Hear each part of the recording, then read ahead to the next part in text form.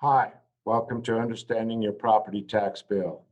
This is an information video produced by the Department of Local Affairs, Division of Property Taxation. I'm Curtis Belcher, your host. I was an assessor for 8 years in Colorado. I had my own private tax consulting business for almost 20 years, and I've worked for 57 years in an assessor's office or with the Division of Property Taxation. Every year we receive property tax notices in the mail. The first one, the property tax notice tax bill, comes to us in January. And in May, we receive a property tax notice of valuation.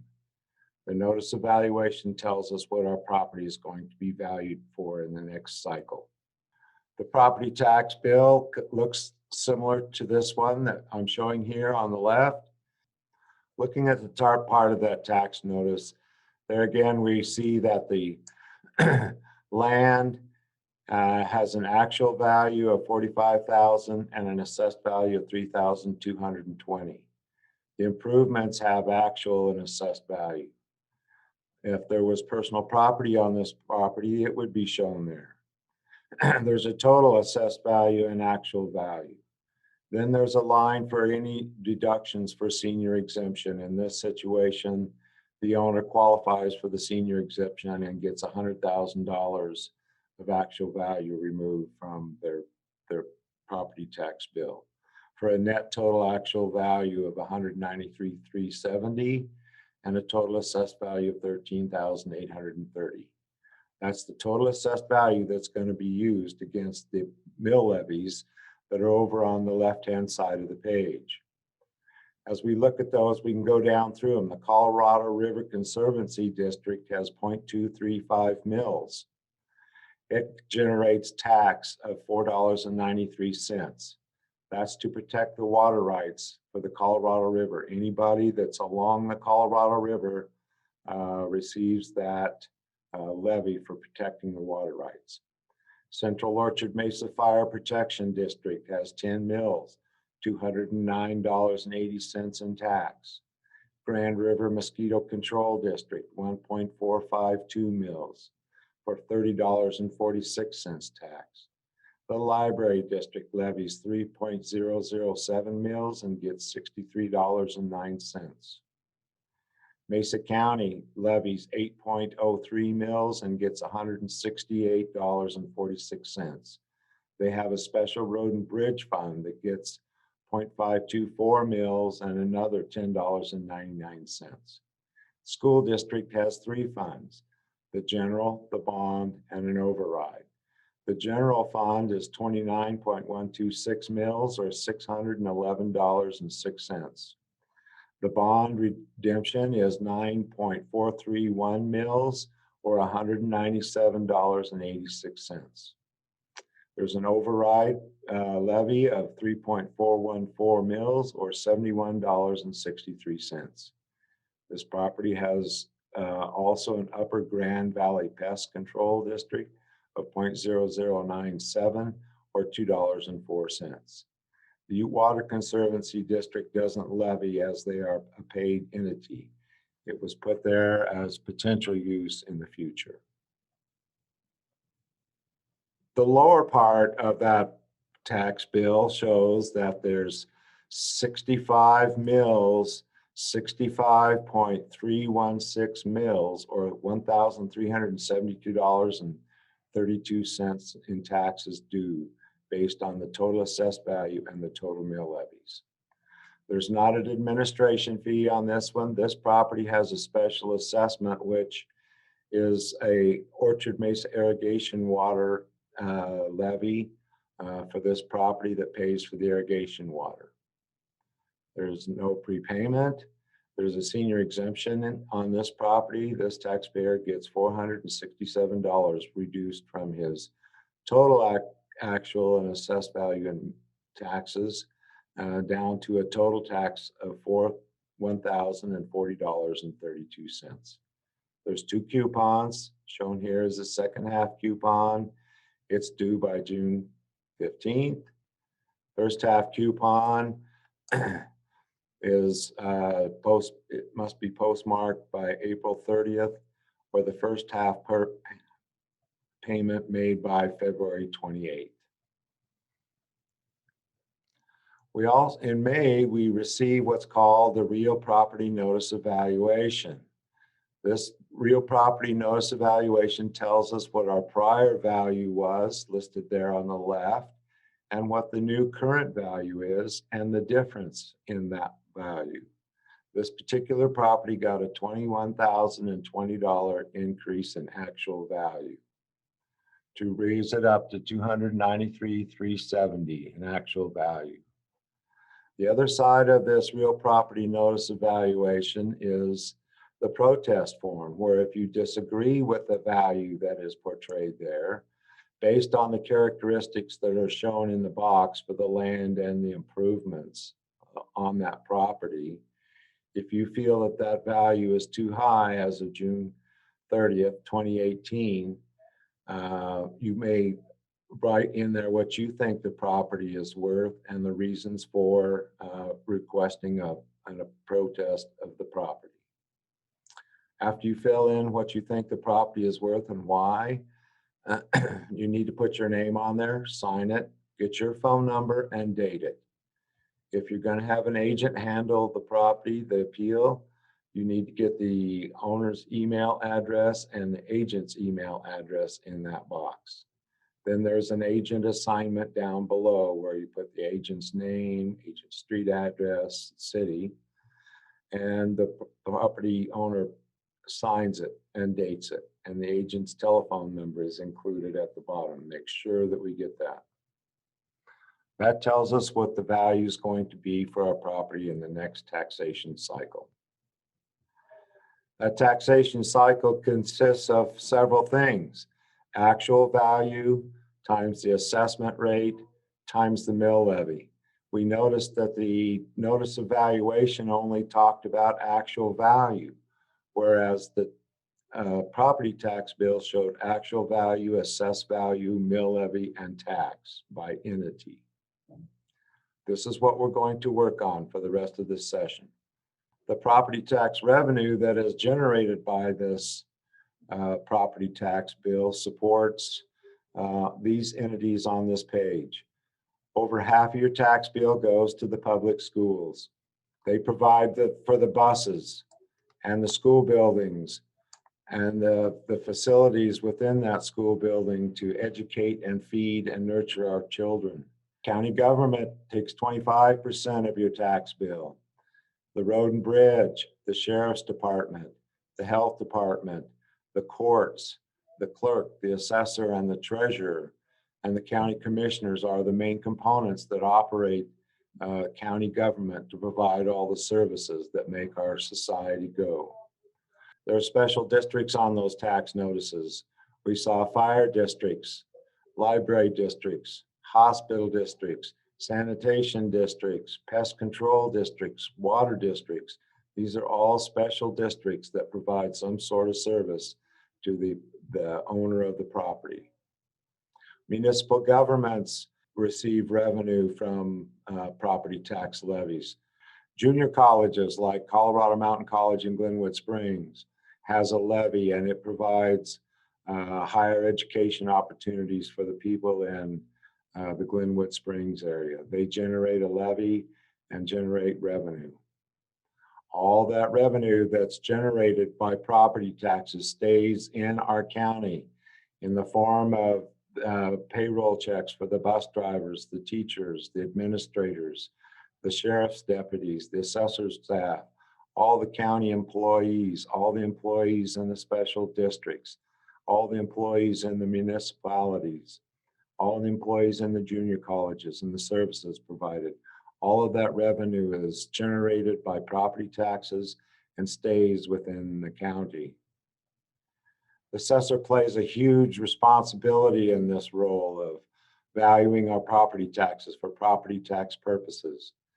The primary responsibilities are discover, list, classify, and value. Let's look at those one at a time. The discovery process, all recorded deeds are looked at that are recorded in the clerk and recorder's office. They also have TD 1000s, transfer declarations that tell us about what the value is of that sales price on that property. We look at building permits that are acquired by owners to build buildings on those vacant lots, and to get water and sewer and sanitation and utilities to those properties. They require building permits, and we can track those building permits and see when and where and what was put in place. We physically inspect the properties to make sure that what's on the ground is actually what is being inspected and valued for property tax purposes. In this day and age, we have GIS maps with their photos under them that show us the lots and the location of the buildings on the lots and whether they're there or not. The discovery process is hugely important. Listing all the property for the tax roll includes making sure all of the legal descriptions that have been changed, all of the ownerships that have changed, all of the land characteristics that have changed, all the improvement characteristics that have changed are accounted for and listed for the tax roll to be presented to the treasurer in January. The all-important January 1 of every year at noon is the classification date for all property in Colorado. The assessor looks at the use of that property on January 1 at noon, and that determines its classification, whether it's residential or non-residential. Two very important aspects we'll be looking at later. Last part of this process of the assessor responsibility is the important valuation, where we come up with the actual value from the three traditional approaches to value: market, cost, and income. We take 18 months of sales, adjust them to a June 30th appraisal date for time, and that's how all the properties are valued in the county and in the state. It's required by law. Colorado revised statutes that came from the legislature governing all of these procedures. The primary goal is to establish accurate values for all property in the county and ensure that the tax burden is fairly and equitably distributed. Property classification is that all-important January 1 at noon requirement of the assessor. The assessor goes out and looks at a piece of property in these pictures on the left there, and we see vacant land or vacant lots in a subdivision with no houses on them. Those are assessed at 29% of its market value. If there's a home, condos, row houses, townhouses, any livable residence, we can take the actual value of the property times 7.15% for the assessment value. If we go out and we see a dairy or row crops, that's classified agricultural. It receives the 29% assessment rate. Commercial properties all receive the 29% assessment rate. High-rise office buildings and retail in downtown Denver and little storefronts in Antonito, Colorado are all assessed at 29% of their market value. All the industrial facilities, refineries, manufacturing facilities, infrastructure to get our natural resources from the field into the production lines are considered industrial and classed at 29%.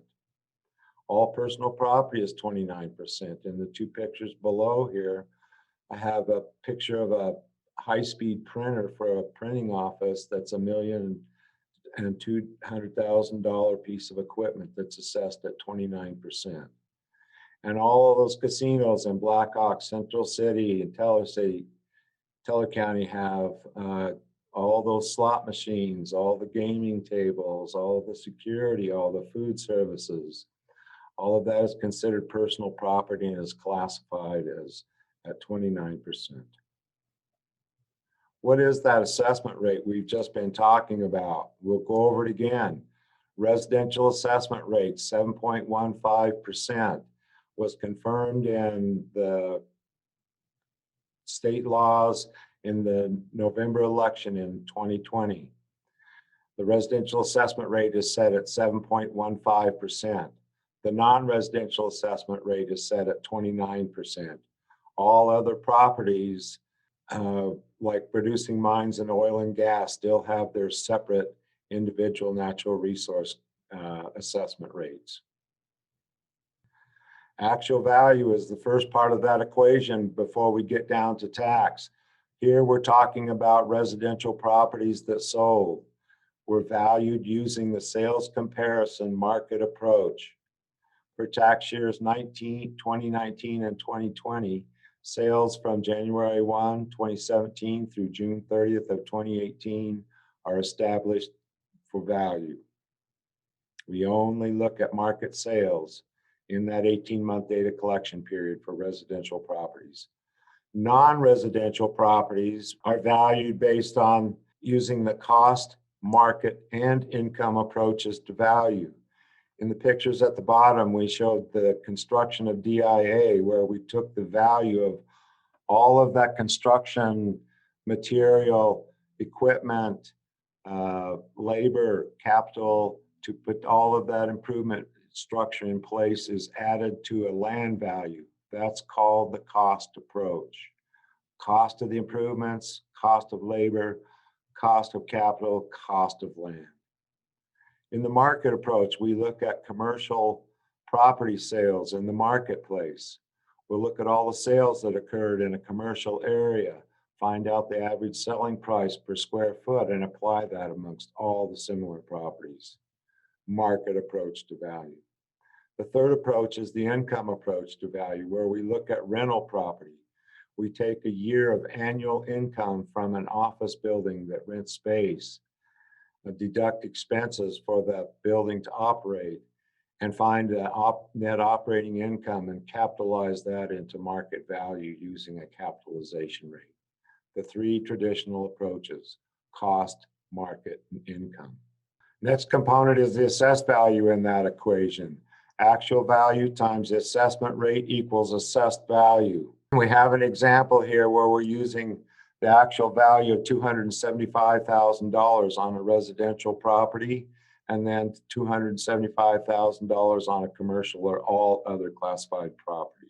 $275,000 times the 7.15% assessment rate gives you $19,662.50 assessed value. The $275,000 at 29%, all other commercial industrial rate is $79,750. Same actual value, but 4 times the assessed value for non-residential properties. The tax rate or the mill levy, they're calculated annually by our county commissioners, city councils, school boards, governing boards of special districts, and other taxing authorities. It's based on revenue needed to operate a county or a subdistrict, and it's divided by the total assessed value of real property and personal property. Tax rate is expressed as a mill levy. Revenue divided by assessed value equals your mill levy. Here's an example of that calculation. Tax rate and mill levy. The revenue from property taxes divided by the total assessed value. The revenue for the county to operate the county is $1,398,000. We divide that by the total assessed value within the county, $1 billion. When you do the math on your calculators, you get 1,398,000 divided by a billion equals 0.013980. That's a tax rate. A little difficult to deal with and communicate with, so we convert it to a mill levy by moving the decimal point 3 places to the right to make it 13.98 mill levy. All of the tax rates of the various taxing authorities are gathered together, as we showed on that tax bill, to form a total tax rate. In this example, we just calculated a county tax rate of 0.013980 for the county. Tax rate for the city was calculated and came out to 0.008752. School district did the same calculation. The amount of revenue to operate for a year divided by the total assessed valuation equals a mill levy of tax rate of 0.052 116. The water and sanitation districts, fire districts, all do that same calculation and come up with their mill levies. We total all of the various levies that provide services to our properties, and we get a total tax rate. The public notices of budget hearings are published annually in the newspaper. By attending those budget hearings, you can be informed about the quality and the cost of services that are provided to your property. Calculation of property tax: actual value times the assessment rate times the mill levy tax rate gives you taxes. We're using that same example again of $275,000 actual value on these properties. In the first column, we have the residents, $275,000 times the residential assessment rate of 0.0715 gives us a total assessed valuation of $19,662.50 times the mill levy of the tax rate in that area of 0.075541 gives a tax of $1,485.32. The $275,000 commercial all other properties taken times the 29% assessment rate give us the $79,750 assessed valuation of the commercial property times the same mill levy of 0.075541 gives us $6,024.39. Again, 4 times the amount of taxes due on a non-residential property. That notice of valuation that we talked about before, where it tells you what the property was valued at and what it's going to be valued at in the next year, is mailed by no later than May 1 of each year. Personal property notices go out by June 15th of each year. Notices list the location, classification, the characteristics germane to value of both land and improvements, and the actual value of the property for both the prior and the current year. Protest and appeal rights from the assessor's office. Once you receive that notice of valuation from the assessor's office, if you disagree with that value or classification placed on your property, you may present written or oral objections to the assessor. Protests for real property must be postmarked and delivered to the assessor on or before June 1. Personal property has to be delivered to the assessor by June 30th. The assessor must make a decision on your protest by mail and mail you a notice of determination by the last working day in June for real property and July 10th for personal property. Any county may elect to extend the notice of determination mailing date from the last working day in June to the last working day of August. Protest and appeal rights. If you disagree with the notice of determination you receive from the assessor's office, you may appeal to the County Board of Equalization by July 15th for real property and July 20th for personal property. The County Board of Equalization hires hearing officers and conducts hearings through August 5th. The county has an extended appeal deadline. You may appeal your property no later than September 15th. Under this provision, the County Board of Equalization conducts hearings through November 1. The County Board of Equalization must notify you in writing within 5 business days of the date of the decision. If you are dissatisfied with what the County Board of Equalization has made on the decision of your property, you may appeal to one of the following: Board of Assessment Appeals. Within 30 days of the notice of determination from the County Board of Equalization, you must mail an appeal to the Board of Assessment Appeals. Board of Assessment Appeals is a Denver agency that holds a hearing. Both sides of the appeal case are heard. The Board of Assessment Appeals renders a decision, and if that decision is contested, it can be taken to the Court of Appeals and even to the Supreme Court for final determination. District Court is another option if you're dissatisfied with the County Board of Equalization. That's where your local county judge hears the case and makes a decision based on the information that is provided at a hearing. Arbitration is the final method, the third and final one, arbitrator is selected between the commissioners and the taxpayer. The arbitrator looks at the information from both parties, makes a decision as to the final valuation, and that decision is final, and there are no further appeals in the arbitration process.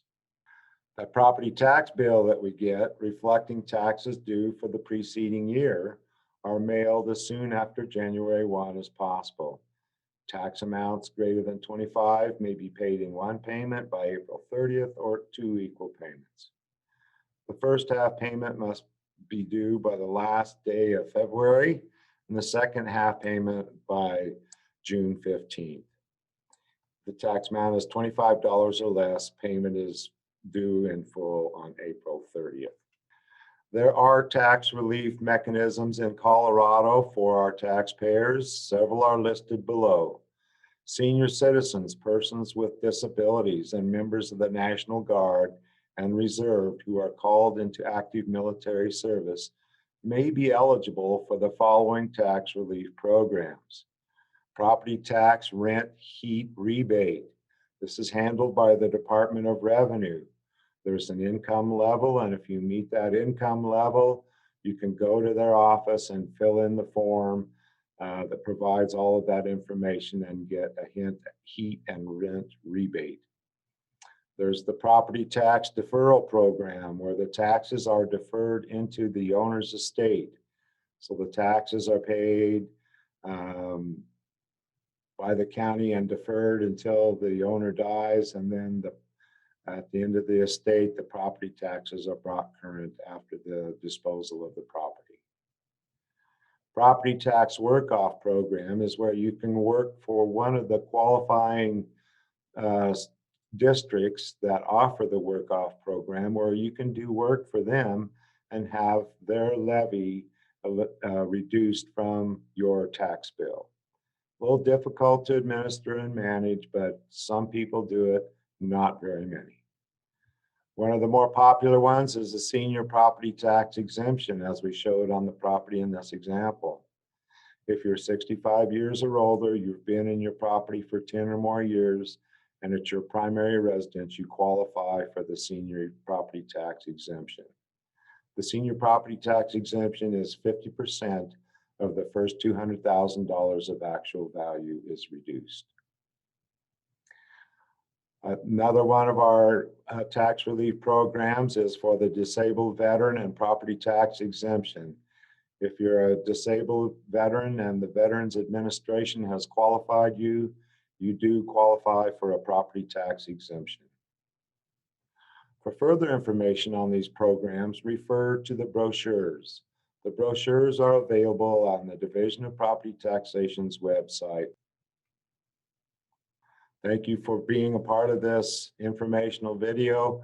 I hope it helps you understand your property tax bill and the processes leading up to it. Thank you.